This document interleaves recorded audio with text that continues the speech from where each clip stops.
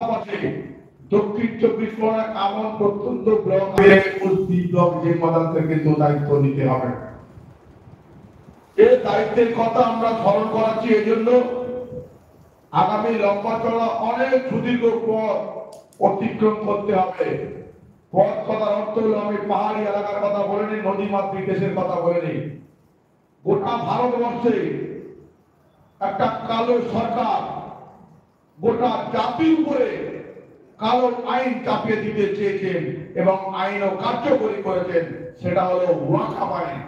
আপনাদের জানা আছে এই ওয়াকফ আইনের বিরুদ্ধে আমাদের লড়াই জারি আছে, কিন্তু জমিয়তের পক্ষ থেকে সুপ্রিম কোর্টের মহামান্য বিচারপতি বি.আর. গাভাইয়ের এজলাসে মামলা স্থগিত আছে। কিন্তু আমরা ভুলে গেলে চলবে না, ওয়াকফ বিষয়টা এমন একটা জিনিস কেবলমাত্র মুসলিম জাতির উপরে লক্ষ্য করে চাপিয়ে দেয়া একটা ফন্দি আনা হচ্ছে। এই ফন্দির বিরুদ্ধে রাজনৈতিক অরাজনৈতিক ভাবে দেশ ও জাতির স্বার্থে কওমের স্বার্থে মসজিদ মাদ্রাসা কবরবাড়ি ঈদগাহ খানকাহ বাঁচাতে ঐক্যবদ্ধ হয়ে আজ থেকে আমরা এখানে শপথ নেব, ওয়াকফ আইন যতদিন না বাতিল হবে ততদিন না এই ভারতবর্ষ নিরাপদ নয়, ততদিন না এই ভারতবর্ষ নিরাপদ নয়, মুসলিম জাতীয় নিরাপদ নয়, মসজিদ মাদ্রাসাও নিরাপদ নয়। নবী করিম সাল্লাল্লাহু আলাইহি ওয়াসাল্লামের জীবন দর্শক আমরা যারা দেখেছি, শুনেছি, পড়েছি এবং উপলব্ধি করেছি, এই উপলব্ধি করে আমাদের মধ্যে ঘরে বসে থাকলে হবে না, মাঠে ময়দানে আসতে হবে, চাপিয়ে আইনের বিরোধিতা করতে হবে। একাধারে দেশের কালো আইন, অন্যদিকে বিজেপিদের জুলুমবাদী অত্যাচার সাম্প্রদায়িক দাঙ্গা, এই দাঙ্গা দেশে করতে দেওয়া যাবে না। এই দাঙ্গা দিয়ে কোনোদিন সুশাসন চলতে পারে না।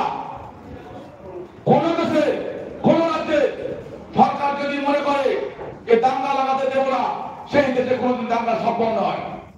কোন দেশের সরকার কোন রাজ্যের সরকারে যদি মদত না থাকে, সেই রাজ্যে বলে সেই দেশে দাঙ্গা হওয়া সম্ভব নয়। সেই জন্য আমার আপনাদের সতর্ক হতে হবে।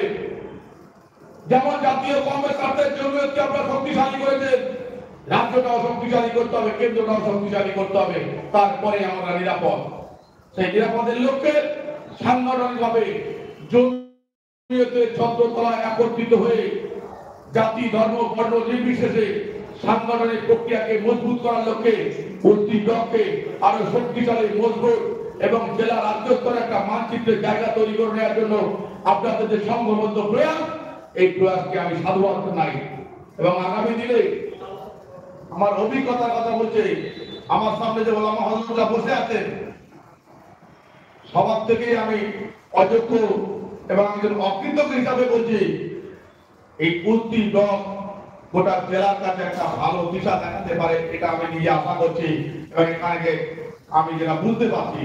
সেই জন্য আগামী দিন নির্বাচন প্রক্রিয়াতে আপনারা সবাই মতামত দেবেন, সুচিন্তিত মতামত দেবেন এবং যারা নির্বাচিত হবেন শুধু দায়িত্বের ব্লকটাকে এগিয়ে নিয়ে যাওয়ার জন্য তারা নন, আপনারাও সঙ্গে থাকবেন এবং গ্রামে গ্রামে গিয়ে মহল্লা গিয়ে সবাইকে ঐক্যবদ্ধ শক্তিশালী করে আগামী দিনে উন্নতির বুকে জমিয়তের কর্মদাতাদের 10,000 মানুষের একটা জমায়েত, একটা গঠন, একটা প্রতিবাদ, তার ঐক্যবদ্ধভাবে আওয়াজ তোলা যায়, সেই নির্ণয়ের ভূমিকা পালন করতে হবে আপনাদের সবার। সেই দায়িত্ব সবার নিতে হবে। শুধু নির্বাচিত যারা হয়ে আসবেন জমিয়তের বোঝা বহন তারা শুধু দায়ভার নেবে, আর আপনারা বলবেন ওনাদের নির্বাচিত করেছে যে আমাদের আর কি কাজ। না ভাই, সংগঠন এক ভাবে চলতে পারে না, একত্রিত ভাবে আমাদেরকে চলতে হবে। সেই জন্য যারা নির্বাচিত হবেন এবং আমরা যাদেরকে নির্বাচিত করব, চার দেওয়ালের মধ্যে আমাদের মধ্যে বিভাজন ফিরলে যখন যাবো আমরা সবাই একত্রিত হয়ে কাজ করবো ইনশাআল্লাহ। সেই জন্য সবাই সুন্দর জমিয়তকে মজবুত করার লক্ষ্যে আজকের নির্বাচনী প্রক্রিয়া শুরু হবে, বেশি বিলম্ব না করার জন্য আমি আমার সংক্ষিপ্ত বক্তব্য এখানে শেষ করলাম। সবাই দোয়া করবেন, ভালো থাকবেন এবং নির্বাচন প্রক্রিয়া শেষ না হওয়া পর্যন্ত আপনারা কেউ এখান থেকে উঠবেন না। মাশাআল্লাহ, এরপর আমাদের